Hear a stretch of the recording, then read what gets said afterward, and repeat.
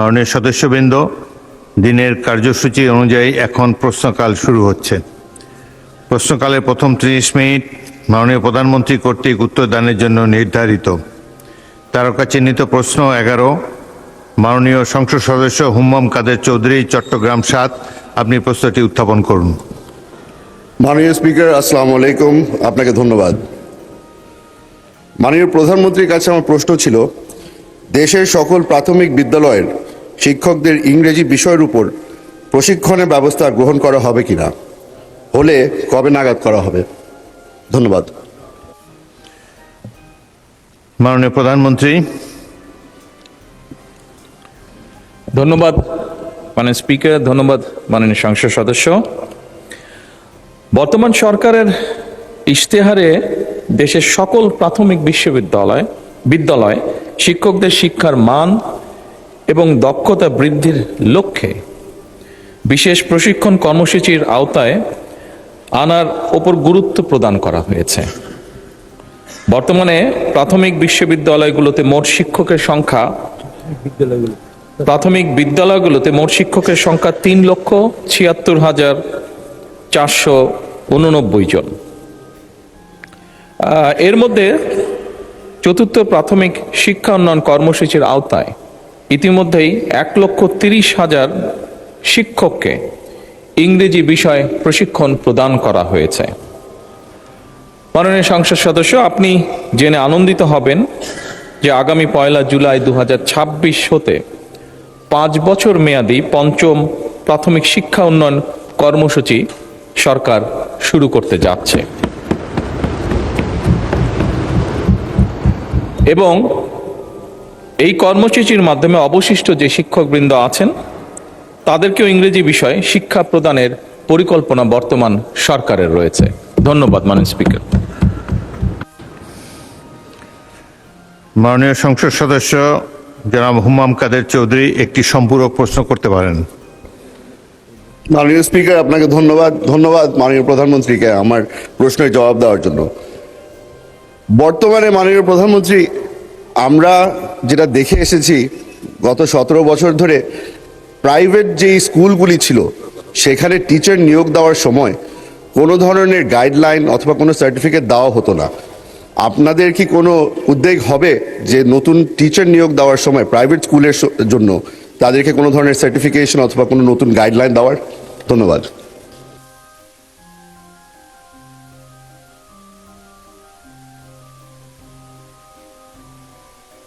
মাননীয় প্রধানমন্ত্রী। মাননীয় সংসদ সদস্য, আপনার সম্পূরক প্রশ্নের জন্য ধন্যবাদ। প্রাইভেট স্কুলের যে গাইডলাইন, এটা তো প্রাইভেট স্কুল, আপনি নিজেই উল্লেখ করেছেন। স্বাভাবিকভাবে প্রাইভেট স্কুলের ব্যাপারে গাইডলাইন তো সরকারের দেওয়ার কথা নয়, সেটা তারা নিজেরাই ঠিক করবে। তবে এ ব্যাপারে যদি আপনার কোনো পরামর্শ থাকে সেটি আপনি যদি মন্ত্রণালয়ে জমা দেন, সে বিষয়ে নিশ্চয়ই আমরা বিবেচনা বা আলোচনা করে দেখতে পারি। ধন্যবাদ। ধন্যবাদ মাননীয় প্রধানমন্ত্রী। লাস্ট রো, মাননীয় সদস্য, বিরোধী দলীয় সদস্য প্রশ্ন করুন শেষ রোতে।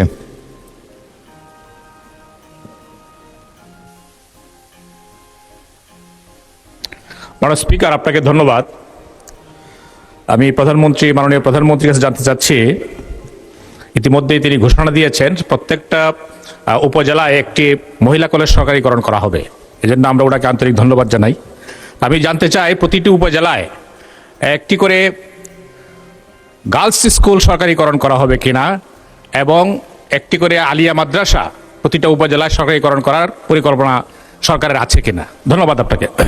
মাননীয় প্রধানমন্ত্রী, এটা সম্পূরক প্রশ্ন হলো না, প্রশ্ন ছিল প্রাথমিক শিক্ষার বিষয়, উনি কলেজ সম্বন্ধে। তবেও আপনি ইচ্ছা করলে জবাব দিতে পারেন। মাননীয় সংসদ সদস্য, আপনার প্রশ্নের জন্য ধন্যবাদ। আপনি যেটি বলেছেন যে এরকম ঘোষণা দিয়েছি উপজেলা পর্যায়ে, যেটি আমার ঠিক মনে পড়ছে না এরকম কোনো ঘোষণা আমরা দিয়েছি কিনা। তবে এই ব্যাপারে যদি আপনি নোটিশ দেন আমরা বিবেচনা করে দেখতে পারি বিষয়টি। ধন্যবাদ।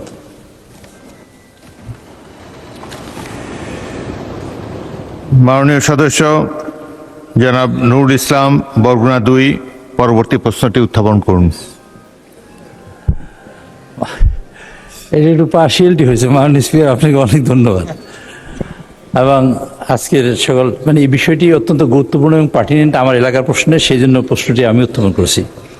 মাননীয় প্রধানমন্ত্রী অনুগ্রহ করিয়া বলিবেন কি, দেশের দক্ষিণাঞ্চলের উপকূলীয় এলাকায় ভৌগোলিক গুরুত্ব, জলবায়ু পরিবর্তনের ঝুঁকি, জলোচ্ছ্বাস, সাইক্লোন, প্রাকৃতিক দুর্যোগ এবং এই অঞ্চলের বিশাল জনগোষ্ঠীর অর্থনৈতিক মুক্তি এবং টেকসই উন্নয়নের নিশ্চিতকল্পে সরকার কর্তৃক পৃথক একটি উপকূলীয় বিষয়ক মন্ত্রণালয় গঠন করা হইবে কিনা, হইলে তাহা কবে নাগাদ বাস্তবায়ন করা হইবে? ধন্যবাদ মাননীয় স্পিকার। মাননীয় প্রধানমন্ত্রী। ধন্যবাদ মাননীয় স্পিকার, ধন্যবাদ মাননীয় সংসদ সদস্য আপনার প্রশ্নের জন্য। দেশের অপার সম্ভাবনায় সমুদ্র সম্পদের বিজ্ঞান ভিত্তিক টেকসই ব্যবহার নিশ্চিতকরণের মাধ্যমে সুনীল অর্থনীতির বিকাশ এবং জাতীয় সুনীল অর্থনীতি কর্তৃপক্ষ প্রতিষ্ঠার বিষয়টি বাংলাদেশ জাতীয়তাবাদী দল তথা বিএনপির নির্বাচনী ইশতেহারে রয়েছে। এছাড়া 2005 সালে তৎকালীন বিএনপি সরকার উপকূলীয় অঞ্চল নীতি 2005 প্রণয়ন করে, যা উপকূলীয় অঞ্চলের উন্নয়ন এবং সুরক্ষা একটি গুরুত্বপূর্ণ মাইলফলক। বর্তমান সরকার এমএসপি বা সমুদ্র অঞ্চল পরিকল্পনা কার্যক্রম এবং এ থেকে দেশের সম্ভাব্য অর্জিতব্য বিষয়টি বিবেচনার জন্য ইতিমধ্যেই পদক্ষেপ গ্রহণ করেছে। সামুদ্রিক সম্পদ, মৎস্য, পর্যটন এবং পরিবেশ সংরক্ষণের মধ্যে সমন্বিত ভারসাম্য প্রতিষ্ঠা এবং সুনীল অর্থনীতির টেকসই ও দীর্ঘমেয়াদী উন্নয়ন নিশ্চিত করার লক্ষ্যে প্রয়োজন হলে 2026-27 অর্থ বছরে প্রাতিষ্ঠানিক কাঠামো গড়ে তোলার বিষয়টি সক্রিয় বিবেচনাধীন রয়েছে। মাননীয় স্পিকার, ধন্যবাদ। ধন্যবাদ মাননীয় প্রধানমন্ত্রী। পরবর্তী প্রশ্ন জনাব শফিকুল ইসলাম, পটুয়াখালী।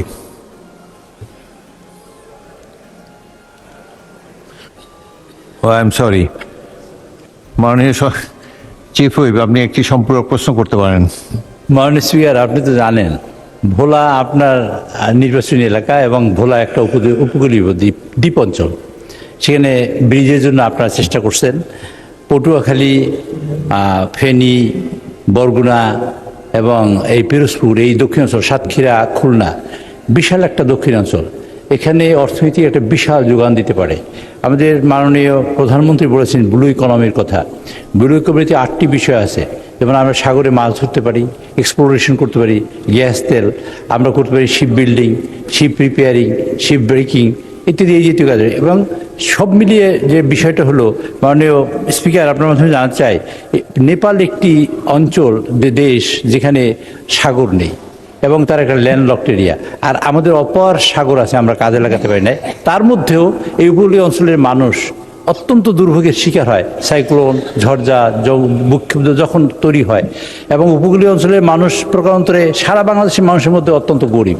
কাজে এই এলাকায় সার্বিক বিবেচনা করে মাননীয় প্রধানমন্ত্রী যদি এরকম একটি পার্বত্য চট্টগ্রাম যেরকম মন্ত্রণালয় করেছেন, এরকম একটা মন্ত্রণালয় অথবা যে বিভাগের কথা বলেছেন, আমি তাকে ধন্যবাদ জানাই, যে বিশেষ বরাদ্দ এই এলাকার মানুষগুলোর জন্য এবং উপকূলীয় অঞ্চল, ইতিমধ্যেই কিন্তু উপকূলীয় অঞ্চল একটা ঘোষণা করা হয়েছে এবং সেখানে মানে আলাদা বরাদ্দ দেওয়া হয়। আমি মনে করতে চাই, মানে আমি বলতে চাই মাননীয় প্রধানমন্ত্রীর কাছে, উপকূলীয় অঞ্চলে যারা আছেন সকল মাননীয় সংসদ সদস্যদের সমন্বয়ে অথবা সরকার যদি বিবেচনা করেন যে তাদের বরাদ্দ বেশি এবং উপকূলীয় অঞ্চলে তাদের যোগাযোগ ব্যবস্থা নিশ্চিত এবং তাদের সার্বিক উন্নয়নের লক্ষ্যে আর বর্ধিত কোনো কার্যক্রম তিনি গ্রহণ করবেন কিনা মাননীয় স্পিকার, এটা আমি জানতে চাই মাননীয় প্রধানমন্ত্রীর কাছে।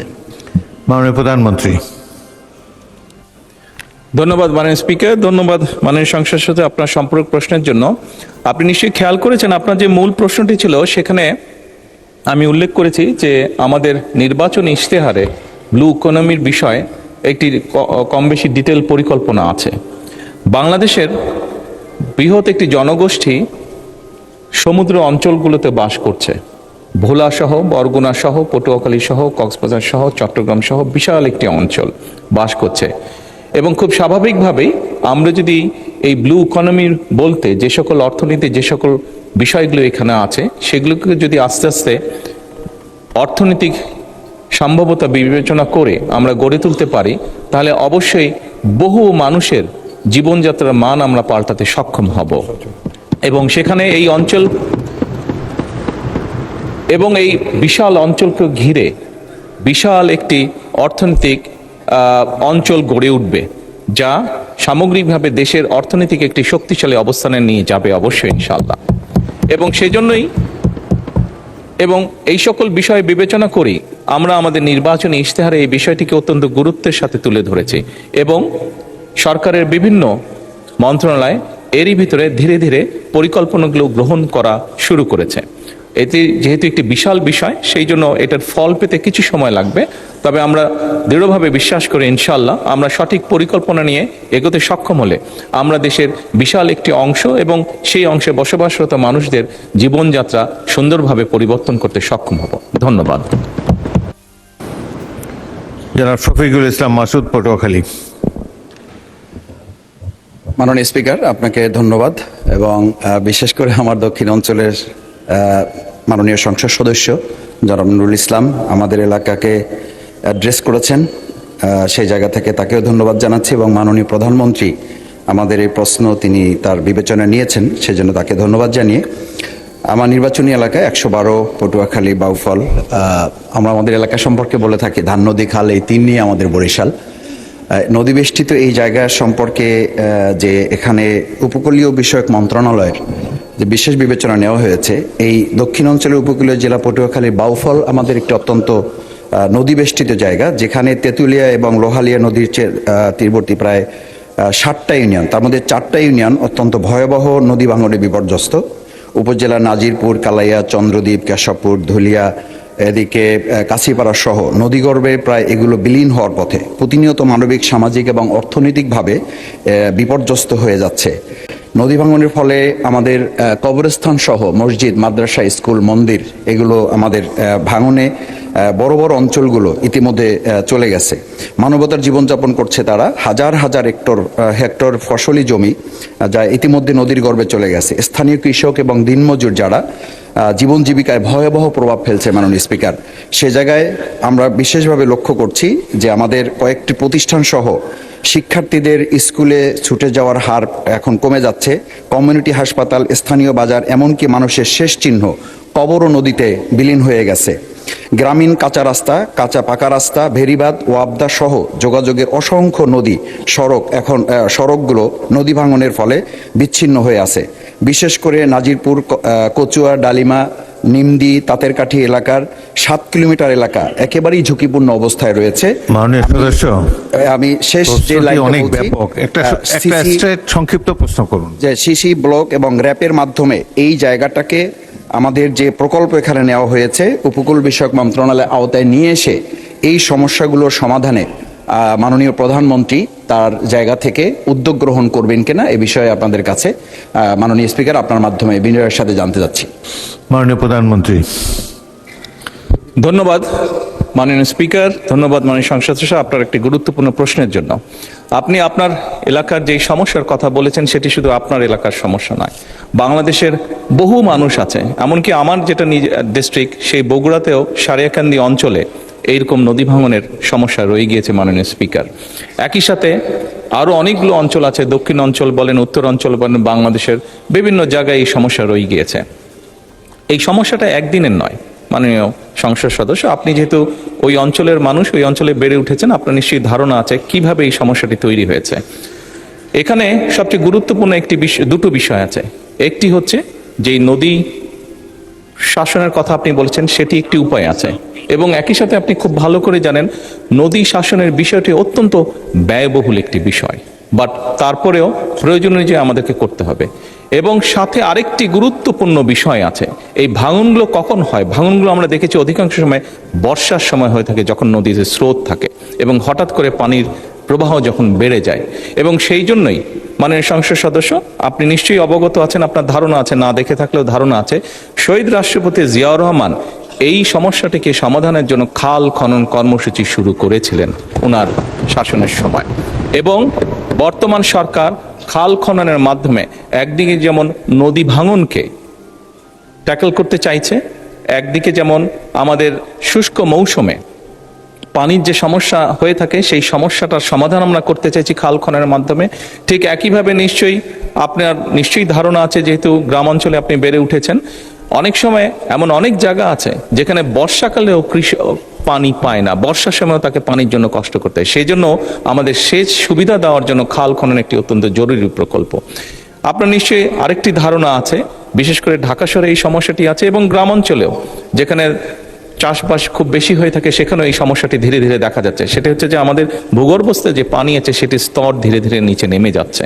এই সবগুলো বিষয়কে যদি আমরা অ্যাড্রেস করতে চাই তাহলে অবশ্যই নদী শাসন যেমন একটি প্রয়োজন নদী ভাঙনকে রোধ করার জন্য, ঠিক নদীতে যখন পানির প্রবাহ বেড়ে যায়, স্রোত বেড়ে যায়, যার কারণে নদী ভাঙন হয়ে থাকে, সেই স্রোতটিকে যাতে আমরা মোটামুটি কন্ট্রোলে আনতে পারি, সেই পানিটিকে যাতে আমরা পানিতে যেটা হঠাৎ করে পানি বেড়ে যায় বর্ষার সময় সেটিকে যাতে আমরা ঠিকভাবে সারা দেশে ছড়িয়ে দিতে পারি, সেই জন্য খাল খনন কর্মসূচিটা অত্যন্ত গুরুত্বপূর্ণ। সেই জন্য মাননীয় সংসদ সদস্য, মাননীয় স্পিকার, আমরা নদী শাসনের ব্যাপারে যেরকম আমরা উদ্যোগ গ্রহণ করছি সরকারের পক্ষ থেকে, একইভাবে সামগ্রিকভাবে এই সমস্যাটিকে কম খরচে, যেহেতু বাংলাদেশের জন্য ব্যয়বহুল বিষয় নদী শাসনটিকে কম খরচের জন্য সবচেয়ে বেশি আমাদের জন্য সহজ হচ্ছে খাল খনন, সেটির উপর আমরা গুরুত্ব আরোপ করছি। মাননীয় স্পিকার, ধন্যবাদ। তারকা চিহ্নিত প্রশ্ন 13, মাননীয় সদস্য ABM মোশাররফ হোসেন, পটুয়াখালী 4, উত্থাপন করুন। মাননীয় স্পিকার, আপনাকে ধন্যবাদ আমাকে সুযোগ দেওয়ার জন্য। মাননীয় স্পিকার, আপনি জানেন যে আমরা দক্ষিণ অঞ্চলের লোক, ইতিমধ্যে আমাদের মাননীয় চিফ হুইপ বলেছে, দক্ষিণ অঞ্চলে মানুষের সাধারণত কর্মসংস্থানের জন্য তেমন ব্যবস্থা নেই। আমরা শুধু ধান চাষ এবং মাছ চাষের উপর নির্ভরশীল। কিন্তু আমাদের ওখানে মাননীয় সদস্য প্রশ্নটা কোন যেভাবে ছাপা আছে ওটা পড়েন। আমি মাননীয় প্রধানমন্ত্রীর অনুগ্রহ করিয়া বলিবেন কি, সাগরকন্যা কুয়াকাটাকে একটি আন্তর্জাতিক মানের পর্যটন কেন্দ্র হিসাবে গড়িয়া তুলিবার জন্য সরকারের কোনো মহাপরিকল্পনা আছে কিনা? যদি থাকে তবে উক্ত পরিকল্পনার আওতায় আধুনিক সুযোগ সুবিধা সম্মিলিত অবকাঠামো নির্মাণের বর্তমান অবস্থা ও বাস্তবায়নের রূপরেখা কি? ধন্যবাদ মাননীয় স্পিকার। মাননীয় প্রধানমন্ত্রী। ধন্যবাদ মাননীয় স্পিকার, ধন্যবাদ মাননীয় সংসদ সদস্য আপনার প্রশ্নের জন্য। বাংলাদেশের পর্যটন খাতকে দীর্ঘমেয়াদী, টেকসই এবং পরিকল্পিতভাবে এগিয়ে নেবার লক্ষ্যে বর্তমান সরকারের সুনির্দিষ্ট কিছু প্রতিশ্রুতি রয়েছে। বেসামরিক বিমান পরিবহন এবং পর্যটন মন্ত্রণালয় জাতীয় পর্যটন মহাপরিকল্পনা প্রণয়নের লক্ষ্যে এরই ভিতরে কাজ শুরু করেছে। এই মহাপরিকল্পনা প্রণয়নে কুয়াকাটার প্রাকৃতিক সৌন্দর্য রক্ষা এবং পর্যটন খাতের উন্নয়নকে বিশেষভাবে আমরা গুরুত্ব দিতে চাইছি। একই সাথে পটুয়াখালী জেলার কুয়াকাটা, মাননীয় সংসদ সদস্য, এখানে আমি একটি বিষয় উল্লেখ করতে চাইছি যে এই কুয়াকাটায় আমি গিয়েছিলাম একবার এবং সেই স্মৃতিটি আমার রয়েছে শহীদ রাষ্ট্রপতি জিয়াউর রহমান আমার পিতার সাথে। সেজন্যই স্বাভাবিকভাবে এই অঞ্চলটির প্রতি কিছুটা হলো আমার একটি দুর্বলতা রয়ে গিয়েছে। এছাড়াও চট্টগ্রাম জেলার পতেঙ্গা আনোয়ারা সি বিচের মৌলিক সুবিধাদি উন্নয়ন শীর্ষক একটি প্রকল্প গ্রহণের নিমিত্তে এর ভিতরেই সম্ভাব্যতা যেটি আছে সেটি যাচাই করা হচ্ছে। মাননীয় সংসদ সদস্য, মাননীয় স্পিকার, আপনাদের অবগতির জন্য জানাচ্ছি, গৃহায়ণ ও গণপূর্ত মন্ত্রণালয় কর্তৃক কুয়াকাটা সংলগ্ন 7টি উপজেলা গলাচিপা, কলাপাড়া, রাঙামালী, বরগুনা সদর, পাথরঘাটা, আমতলী এবং তালতলী নিয়ে Payra Kuakata comprehensive plan focusing on eco tourism শীর্ষক গৃহীত পরিকল্পনা বাস্তবায়নের জন্য বর্তমান অ্যাকশন এরিয়া প্ল্যান তৈরি করা হচ্ছে। অ্যাকশন এরিয়া প্ল্যানের পর্যটনের অংশটুকু বেসামরিক বিমান পরিবহন ও পর্যটন মন্ত্রণালয় কর্তৃক বাস্তবায়ন করা হবে ইনশাল্লাহ। এটি চূড়ান্ত হলে কলাপাড়া উপজেলাস্থ কুয়াকাটার পর্যটন খাতের সামগ্রিক উন্নয়ন ত্বরান্বিত হবে বলে আমরা আশা করি। মাননীয় স্পিকার, ধন্যবাদ। মাননীয় সদস্য ABM মোশাররফ হোসেন একটি সম্পূরক প্রশ্ন করতে পারেন। ধন্যবাদ মাননীয় প্রধানমন্ত্রী। আপনি 1980 সালের আমার মনে আছে 30শে জানুয়ারি আপনি কুয়াকাটা গিয়েছিলেন। আমরা তখন জাতীয়তাবাদী ছাত্রদল করি, সেই অনুষ্ঠানে আমিও ছিলাম। মাননীয় প্রধানমন্ত্রী, কুয়াকাটাকে আপনি যে পরিকল্পনার কথা বলেছেন, এর সাথে যদি ওখানে কুয়াকাটা পর্যটন কেন্দ্র আছে, নৌ একটা ঘাঁটি আছে, ওখানে একটি ক্যান্টনমেন্ট আছে, পায়রা বন্দর আছে, ওখানে এর সাথে যদি দ্রুত গতিতে একটি বিমানবন্দর করা যায় তাহলে কুয়াকাটাকে হয়তো আরও একটি গুরুত্বপূর্ণ পর্যটন কেন্দ্র হিসাবে আমরা গড়ে তুলতে পারবো। ধন্যবাদ মাননীয় প্রধানমন্ত্রী। মাননীয় প্রধানমন্ত্রী। মাননীয় স্পিকার, মাননীয় সংসদ সদস্য, আপনার প্রশ্নের জন্য ধন্যবাদ। দেখুন, বিমানবন্দরের বিষয়টি হচ্ছে, এটি তো স্বাভাবিক অর্থনীতির সাথে সম্পর্কিত। বিমানের ফ্লাইট অবশ্যই পরিচালনা সেখানে করা হয়তো যাবে, কিন্তু সেটি যদি লস হয় তাহলে তো পাবলিকের পকেট থেকে পয়সাটা যাবে, কাজেই সেটি বোধহয় বিজনেস ওয়াইজ খুব একটা ভালো হবে না মাননীয় স্পিকার। তবে কোনো প্রাইভেট কোম্পানি যদি সেখানে ফ্লাইট অপারেট করতে চায়, আমরা সরকারের পক্ষ থেকে চেষ্টা করব সেখানে তাকে ইনফ্রাস্ট্রাকচারটা যতটুকু সম্ভব তৈরি করে দেওয়ার জন্য। তবে অবশ্যই যাচাই বাছাইয়ের ভিত্তিতে আমাদেরকে এটি করতে হবে, কারণ সরকারের যেরকম আমরা লস চাই না, আমরা চাই না কোনো উদ্যোক্তা কোনো উদ্যোগ গ্রহণ করে সেটা তারা ব্যর্থ হোক বা সেটি ভালো না হোক। মাননীয় স্পিকার, এখানে আমি একটি কারেকশন দিতে চাইছি। এখানে মাননীয় সংসদ সদস্য হুম্মাম কাদের ওনার সম্পূরক প্রশ্নে প্রাইভেট স্কুলগুলোর ব্যাপারে একটি কথা বলেছিলেন যে গাইডলাইন, আমি তখন একটু ভুলভাবে উপস্থাপন করেছিলাম। প্রাইভেট স্কুলগুলোর ক্ষেত্রে সরকারের একটি গাইডলাইন অবশ্যই আছে, সরকারের একটি গাইডলাইন আছে, এই কারেকশনটা আমি দিতে চাইছি। সেই গাইডলাইনের ভিত্তিতেই তারা পরিচালনা করে থাকে।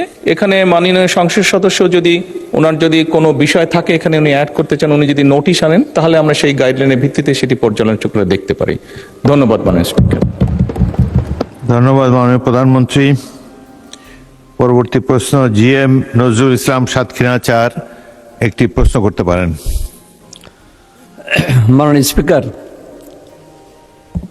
মাননীয় প্রধানমন্ত্রী মহোদয়ের একটা গুরুত্বপূর্ণ প্রশ্নোত্তরের পরিপ্রেক্ষিতে আমাকে সুযোগ দেওয়ার জন্য আপনাকে অসংখ্য ধন্যবাদ। আমরা দেখেছি, শুনলাম কুয়াকাটাকে আন্তর্জাতিক মানের একটি পর্যটন কেন্দ্র করার জন্য সংশ্লিষ্ট 7টি উপজেলাকে নিয়ে একটা বড় পরিকল্পনা, কম্প্রিহেনসিভ প্ল্যান করার পরিকল্পনা মাননীয় প্রধানমন্ত্রী বলেছেন। এই জন্য মাননীয় প্রধানমন্ত্রীকে ধন্যবাদ। আমি একটু যোগ করতে চাচ্ছি, 1991-96 সালে মাননীয় প্রধানমন্ত্রীর আম্মা বেগম দেশনেত্রী বেগম খালেদা জিয়া মরহুম, আমি তখন MP ছিলাম, আমার এলাকায় গিয়েছিলেন শ্যামনগরে। ওই সময় শ্যামনগর একটা পর্যটন এলাকা, কোস্টাল বেল্ট এলাকা, নদী সন্নিহিত সুন্দরবন এলাকা। মাননীয় স্পিকার, কুয়াকাটা সহ চট্টগ্রামে বা অন্যান্য জায়গায় সূর্য ডোবা দেখা যায়, কিন্তু আমার এখানে সূর্য ডোবাও দেখা যায়, সুন্দরবন দেখা যায়, বাঘ দেখা যায়, হরিণ দেখা যায়, এবং আরও আনুষঙ্গিক যারা দৃষ্টি আকর্ষণীয় অনেক কিছু প্রাকৃতিক সৌন্দর্য সেখানে আছে। আমি মরহুম ম্যাডাম প্রধানমন্ত্রী মহোদয়ের কাছে, বেগম খালেদা জিয়ার কাছে আমি গেছিলাম 2 বার। আমি ওনাকে বলেছি ব্যক্তিগতভাবে, উনি আমাকে 2টা প্রকল্প দিয়েছেন, কার্যকরী হয়েছে, 2টা ব্রিজ এবং একটা রোড সাইনেজের রাস্তা। আমি একটা পর্যটন কেন্দ্র করার জন্যে রোপওয়ে, যেটা বিদেশে আছে, সুন্দর বিষয়, উনি এগ্রি করেছিলেন, অনুমোদন দিয়েছিলেন, অ্যাসেসমেন্ট শুরু হয়েছিল, কিন্তু পরবর্তী কার্যকরী হয়নি। আমি মাননীয় প্রধানমন্ত্রী মহোদয়ের কাছে আমি জানতে চাচ্ছি, আমার শ্যামনগরে বানভাসীর ভিতর দিয়েও পর্যটনকে শক্তিশালী করার জন্যে, দেশের আয়ের জন্যে, জনগণের দৃষ্টি আকর্ষণের জন্যে একটা পর্যটন কেন্দ্র এবং রোপওয়ে তিনি আমরা ওখানে করবেন কিনা, বিনয়ের সঙ্গে জানতে চাচ্ছি। মাননীয় প্রধানমন্ত্রী। মাননীয় স্পিকার, মাননীয় সংসদ সদস্য, আপনার প্রশ্নের জন্য ধন্যবাদ। মাননীয় স্পিকার, আপনাকে ধন্যবাদ আমাকে এই প্রশ্নের উত্তরটি দেওয়ার সুযোগ করে দেওয়ার জন্য। মাননীয় সংসদ সদস্য, আমি তো আমার মেইন প্রশ্নের মধ্যে একটি উত্তর আপনাদের সামনে উপস্থাপন করেছি যে আমাদের ওখানে কি পরিকল্পনা আছে। আপনি রোপওয়ের যেটা বিষয়টি বললেন, কেবল কারের যে বিষয়টি বললেন, এটি আমরা সম্ভবত বিবেচনা করতে পারি অবশ্যই। আপনি যদি আবারও এই বিষয়টি নোটিশটি পাঠান, সেক্ষেত্রে আমরা এটা সম্ভবত বিবেচনা করতে পারি। তবে এই মুহূর্তে অন্য পরিকল্পনা যেগুলো আছে সেগুলো তো পর্যায়ক্রমিকভাবে আমরা বাস্তবায়ন করব। তবে এখানে আরেকজন সংসদ সদস্য নদী ভাঙনের কথা বলেছেন, মনে হয় একই সমস্যা আপনার ওখানেও খুব সম্ভব আছে। তো আমরা আগে নদী ভাঙনের মানুষগুলোকে বাঁচানোর চেষ্টা করি, তারপরে আমরা ওই কেবল কারটা স্থাপন করি। ধন্যবাদ। তারকা চিহ্নিত প্রশ্ন 14, জনাব মোহাম্মদ শামসুর রহমান শিমুল বিশ্বাস, পাবনা 5, উত্থাপন করুন। বিসমিল্লাহির রহমানির রহিম। মাননীয় স্পিকার, মাননীয় প্রধানমন্ত্রীর কাছে তারকা চিহ্নিত প্রশ্ন 14। বিসমিল্লাহির রহমানির রহিম। মাননীয় স্পিকার, আপনাকে ধন্যবাদ। মাননীয় প্রধানমন্ত্রী অনুগ্রহ করিয়া বলিবেন কি, আপনার নেতৃত্বাধীন সরকার জনগণের কল্যাণে অগ্রাধিকার ভিত্তিতে 180 দিনের মধ্যে কোন কোন কর্মসূচি গ্রহণ করিয়াছে কিনা? প্রশ্নের উত্তর হ্যাঁ হইলে উক্ত অগ্রাধিকার অনুসারে কর্মসূচি সমূহ কি কি এবং দৃশ্যমান অগ্রগতির চিত্র কি? দয়া করিয়া মাননীয় প্রধানমন্ত্রী বলিবেন কি? মাননীয় প্রধানমন্ত্রী। ধন্যবাদ মাননীয় স্পিকার, ধন্যবাদ মাননীয় সংসদ সদস্য আপনার প্রশ্নের জন্য। মাননীয় স্পিকার, সরকারের নির্বাচনী ইশতেহারে ঘোষিত কার্যক্রমসমূহ বাস্তবায়নে সকল মন্ত্রণালয় এবং বিভাগ আগামী 180 দিনের কর্মসূচির আলোকে কর্মপরিকল্পনা প্রণয়ন করেছে এবং সেগুলো বাস্তবায়নের উদ্যোগ এরই ভিতরে গ্রহণ করেছে। তারই একটি অংশ হিসাবে নিশ্চয়ই আপনি মাননীয় স্পিকার পত্রপত্রিকায় দেখেছেন, সংবাদে দেখেছেন যে গতকাল আমাদের যে কৃষক কার্ডের যে কমিটমেন্ট ছিল জনগণের মাঝে, সেটির কাজও আমরা, পাইলট প্রজেক্টের কাজ আমরা গতকাল শুরু করেছি। এর বাইরেও মাননীয় স্পিকার, সমগ্র বাংলাদেশের মানুষ দেখছে যে আমাদের কমিটমেন্ট যেগুলো ছিল নির্বাচনের সময় জনগণকে দেওয়া, সেই প্রতিশ্রুতির কাজগুলো আমরা পর্যায়ক্রমিকভাবে শুরু করেছি। আমি যদি সবগুলো এখানে উল্লেখ করতে চাই, অনেক সময়ের প্রয়োজন আছে মাননীয় স্পিকার। সংসদের সময় অত্যন্ত মূল্যবান, সেই জন্য আমি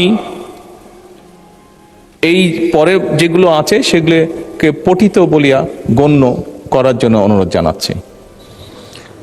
ধন্যবাদ মাননীয় প্রধানমন্ত্রী। উত্তরে বাকি অংশ পঠিত করলে গণ্য হলো। মাননীয় সদস্য শামসুর রহমান শিমুল বিশ্বাস, আপনি একটি সম্পূরক প্রশ্ন করতে পারেন।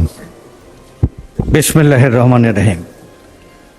মাননীয় প্রধানমন্ত্রী, আপনার গৃহীত বেশ কিছু কর্মসূচি ইতিমধ্যে বাস্তবায়ন শুরু হয়েছে। বৃক্ষরোপণ, নদী, খাল, বিল, হাওর খনন, ফ্যামিলি কার্ড, কৃষি কার্ড, স্বাস্থ্য কার্ড, আলেম ওলামাদের ভাতা, সম্মানী ভাতা এবং কর্মসংস্থানের যে প্রকল্প গ্রহণ করা হয়েছে, তার সবাই, পক্ষ বিপক্ষ সবাই এটা প্রশংসা করছে, মানুষ উপকৃত হচ্ছে। আমার একটা প্রশ্ন মাননীয় প্রধানমন্ত্রী, গত জুলাই বিপ্লবে আপনার প্রত্যক্ষ নির্দেশে আমরা বাংলাদেশের এই ভাগ্যহত শ্রমিক শ্রেণীকে এই লড়াইয়ে অংশগ্রহণ করার জন্য আমরা উদ্বুদ্ধ করেছিলাম। তারা সবচেয়ে বেশি ত্যাগ স্বীকার করেছিল এই লড়াইয়ে এবং জীবনও দিয়েছিল বেশি সরকারের হিসাব অনুযায়ী, এবং বিদেশ থেকে সবচেয়ে বেশি রেমিটেন্স আনে বাংলাদেশে বিবিএসের সরকারের হিসাব অনুযায়ী 7,35,00,000 এই ভাগ্যহত শ্রমিক শ্রেণী, যারা 1979 সালে প্রেসিডেন্ট জিয়াকে অকুণ্ঠ সমর্থন দিয়েছিলেন, 91 সালে বেগম খালেদা জিয়াকে সমর্থন দিয়েছেন। 2026 সাল এই শ্রমিক শ্রেণীর দিবস, আগত মে দিবস, এই দিবস উপলক্ষে আপনার অংশগ্রহণ এবং এই শ্রমিক শ্রেণীকে আপনার সাহায্য সহযোগিতার এবং আপনার সহযোগিতার বন্ধনে আবদ্ধ করবেন, এই প্রত্যাশা করি। শ্রমিক এবং কর্মচারীদের জন্য আপনার কাছে সহযোগিতা চাই। আমার কথা শেষ করছি। খোদা হাফেজ। সালাম। মাননীয় প্রধানমন্ত্রী। ধন্যবাদ মাননীয় স্পিকার, ধন্যবাদ মাননীয় সংসদ সদস্য আপনার সম্পূরক প্রশ্নের জন্য। মাননীয় সংসদ সদস্য, আপনি যে প্রশ্নটি করেছেন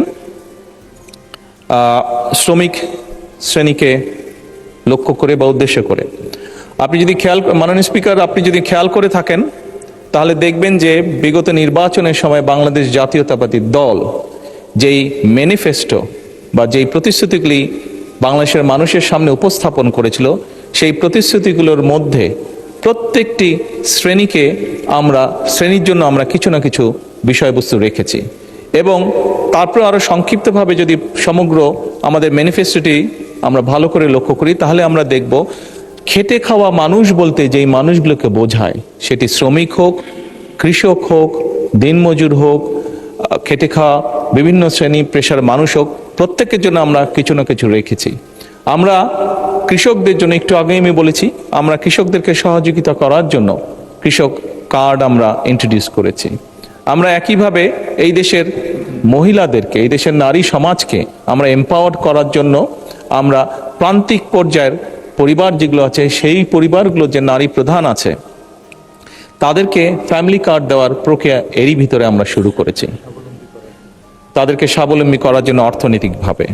মাননীয় স্পিকার, একটু আগেই খাল খননের কথা শুরু হয়েছে। এই খাল খনন শুধু যে কৃষকদেরকে উপকৃত করবে তাই নয়, এই খাল খনন গ্রামে বাস করা মানুষ গঞ্জে বাস করা মানুষ, শহরে বাস করা মানুষ, বিশেষ করে খেটে খাওয়া মানুষ, সাধারণ মানুষ বলতে আমরা যাদেরকে বুঝি, প্রত্যেক শ্রেণী পেশার মানুষ কোনো না কোনো ভাবে উপকৃত হবে, নারী হোক পুরুষ হোক, এই খাল খননের মাধ্যমে। মাননীয় স্পিকার, এই সংসদে আমরা উপস্থাপন করেছি যে আমাদের বাংলাদেশ জাতীয়তাবাদী দলের ইলেকশনের আগে, নির্বাচনের আগে প্রতিশ্রুতি ছিল আমরা দেশে 5 বছরে ইনশাল্লাহ 25 কোটি বৃক্ষ রোপণ করব। এবং এই বৃক্ষরোপণেও বিভিন্নভাবে সমাজের খেটে খাওয়া বিভিন্ন মানুষ বিভিন্নভাবে উপকৃত হবে, সেটি শ্রমিক হোক, সেটি নারী হোক, সেটি আর যে কোনো ধরনের মানুষ হোক না কেন, খেটে খাওয়া মানুষ। একইভাবে মাননীয় স্পিকার, আমরা বলেছিলাম সমাজের এমন কিছু মানুষ আছে যারা ধর্মের সাথে, বিশেষ করে বিভিন্ন আমাদের জন্ম থেকে মৃত্যু পর্যন্ত যাদের কাছে আমরা বিভিন্ন রকমের পরামর্শ গ্রহণ করে থাকি, সেটি মুসলমান হিসাবে মসজিদ মাদ্রাসা যেগুলো আছে তার খতিব, ইমাম, মুয়াজ্জিম সাহেবরা, অন্য ধর্মীয় প্রতিষ্ঠান, অন্য ধর্মের যে ধর্মীয় প্রতিষ্ঠান সেখানে যারা ধর্মগুরু আছে, তারাও খেটে খাওয়া মানুষেরই অংশ। তাদেরকেও সহযোগিতা করার জন্য আমরা সরকার থেকে সম্মানীর ব্যবস্থা করব বলেছিলাম এবং সেটির কাজও আমরা শুরু করেছি মাননীয় স্পিকার। একই সাথে মাননীয় স্পিকার, আমরা বলেছিলাম যে আমরা দেশে পেশাদার খেলোয়াড় তৈরি করতে চাই। এই যে পেশাদার খেলোয়াড়, মাননীয় স্পিকার, এই পেশাদার খেলোয়াড় যারা হতে চাইছে, এই মানুষগুলো কিন্তু খেটে খাওয়া মানুষ যে পরিবারগুলো আছে তাদেরই পরিবারের কোনো সদস্য। কাজেই তারা যাতে খেটে খাওয়া পরিবারের সদস্য, মানুষের পরিবারের সদস্য হলেও তারা যাতে তাদের যেই প্রফেশনটা সেটাতে যাতে তারা সঠিকভাবে গড়ে তুলতে পারে, সেজন্য তাদেরকে আমরা সহযোগিতা করতে চেয়েছি এবং সেই কাজটিও আমরা শুরু করেছি মাননীয় স্পিকার। সেই জন্যই মাননীয় সংসদ সদস্যের প্রশ্নের উত্তর আমি বলবো, বাংলাদেশ জাতীয়তাবাদী দল, যে দলটিকে বিগত নির্বাচনে এই দেশের মানুষ বিপুল ভোট দিয়ে জয়যুক্ত করেছে দেশকে পরিচালনা করার জন্য, এই দলের কমিটমেন্ট হচ্ছে এই দেশের মানুষের প্রতি মাননীয় স্পিকার। এই দলের কমিটমেন্ট হচ্ছে এই বাংলাদেশের প্রতি মাননীয় স্পিকার। এবং সেজন্যই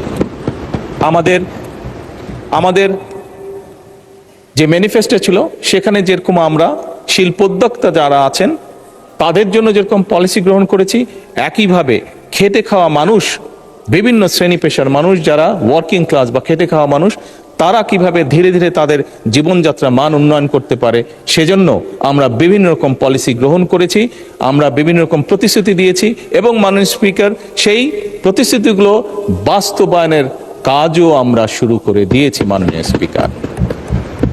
ধন্যবাদ মাননীয় স্পিকার। ধন্যবাদ মাননীয় প্রধানমন্ত্রী। মাননীয় সদস্যবৃন্দ, মাননীয় প্রধানমন্ত্রীর জন্য নির্ধারিত প্রশ্ন জিজ্ঞাসা ও উত্তর পর্ব এখানেই শেষ হলো।